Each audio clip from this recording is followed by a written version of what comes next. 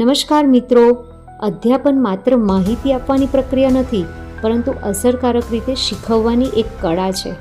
આ વિચારને સાકાર કરવા માટે R.K.. Desai college of education Vapi ખાતે અધ્યાપિકા ડૉક્ટર સારિકા પટેલે માઇક્રો ટીચિંગને સમજાવવા માટે તાલીમાર્થીઓ પાસે એક સુંદર નાટ્ય પ્રસ્તુતિ કરાવી હતી, જેના દ્વારા માઇક્રો ટીચિંગનો અર્થ, તેની પ્રક્રિયા અને શિક્ષક તાલીમમાં તેનું મહત્ત્વ ખૂબ જ રસપ્રદ રીતે રજૂ કરવામાં આવ્યું હતું. તો ચાલો આ નાના અમથા નાટકને નિહાળીએ.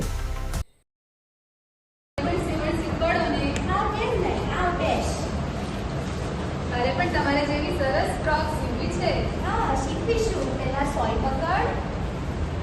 હવે સોયને દોરાને સોયમાં પોરો. આટલું જ? હા, પહેલા આ. પણ માં, મારે તો ફ્રોક સીવવી છે.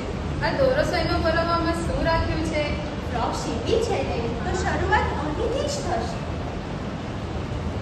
આ તો બહુ નાનું કામ છે. બેટા કાવ્યા, તને ખબર છે, નાના કામની શરૂઆત મોટા કામની શરૂઆત નાના કામથી જ થાય છે. હા દાદી, પણ આ દોરો સોયમાં પરોવાથી શું આખી ફ્રોક બની જાય? ના બેટા, દોરાથી એક ફ્રોક નથી બનતો, પણ એક દોરા વિના ફ્રોક પણ નહીં બને. ચાલ કાવ્યા, હવે દોરો સોયમાં પોરો. માં, આ તો થતું જ નથી. હશે. ધીમે આંખ સ્થિર રાખ અને દોરાની અણી સીધી કર. જો આવી રીતે. થઈ ગયું માં. શાબાશ. ચાલો હવે મને ફ્રોક આપો. હજુ નહીં. અરે માં, હજુ શું? અરે, હજી તો દોરામાં ગાંઠ મારવાનું શીખવાનું છે આપણે. માં, તમે ફરી નાનું કામ આપ્યું. કરવું જ પડશે. બા, ચાલો આપણે કાવ્યાને છે ને દરજી કાકા પાસે જ લઈ જઈએ. હા, ચાલો.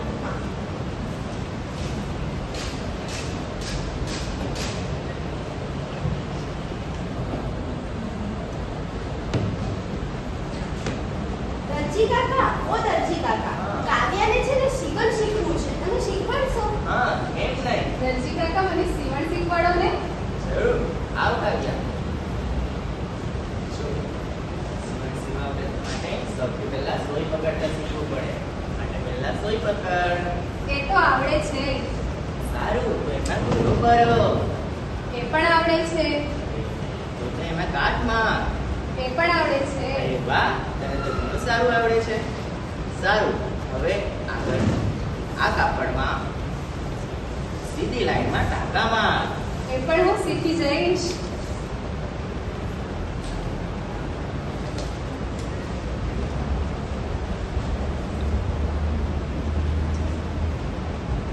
અરે કાકા, મારા ટાંકા તો વાંકા થઈ ગયા. વાંકા ટાંકા પણ શિક્ષક છે. વાંકો ટાંકો કેવી રીતે શિક્ષક? કારણ કે એ આપણને બતાવે છે કે આગળનો ટાંકો વધુ સારો પાડવો. ફરી પ્રયાસ કર.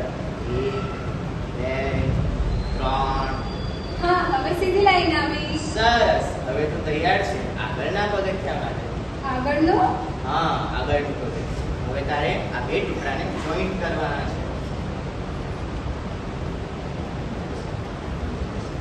જોડાઈ ગયા. પહેલા દોરો, પછી ગાંઠ, પછી ટાંકો અને પછી સીધી લાઈન. એવી રીતે બે ટુકડા જોડાઈ ગયા.